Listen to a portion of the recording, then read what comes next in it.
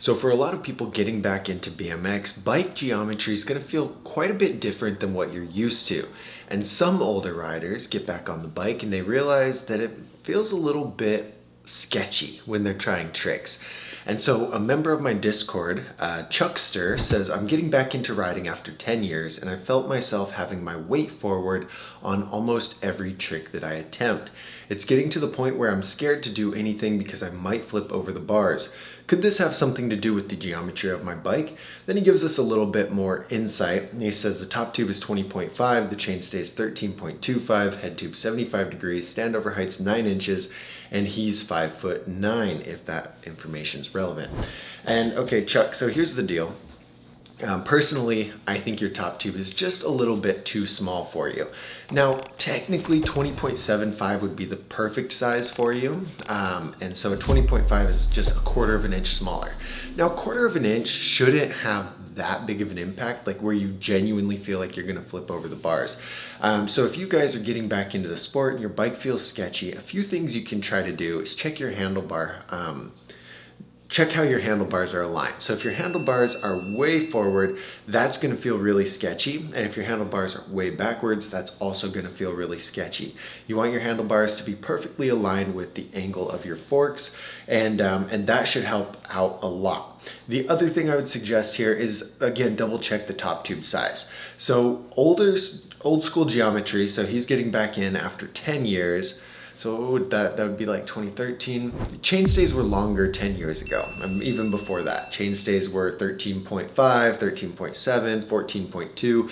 Like chainstays were a lot longer. And so therefore the wheelbase of the bike would be quite a bit longer.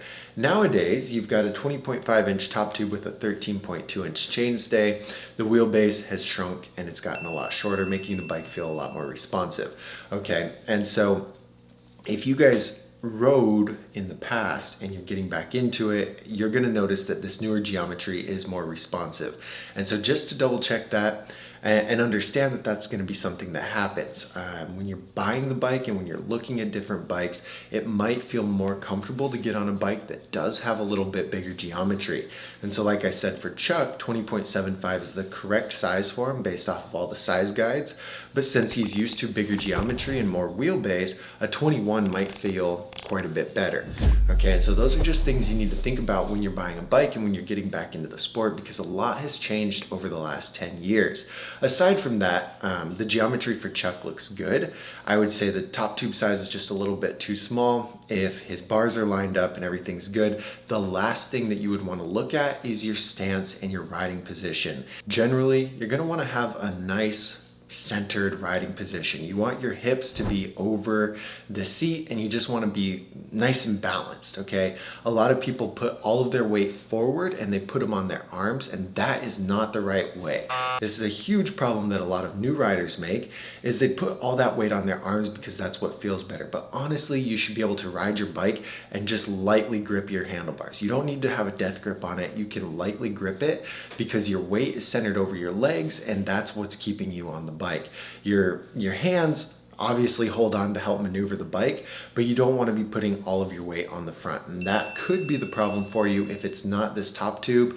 I think the top tube is playing into it, but I think the bigger problem would be your stance. So if you can, Chuck, post a picture of your stance, reply to that Discord comment so I can see what your stance looks like, or maybe just a video of you riding.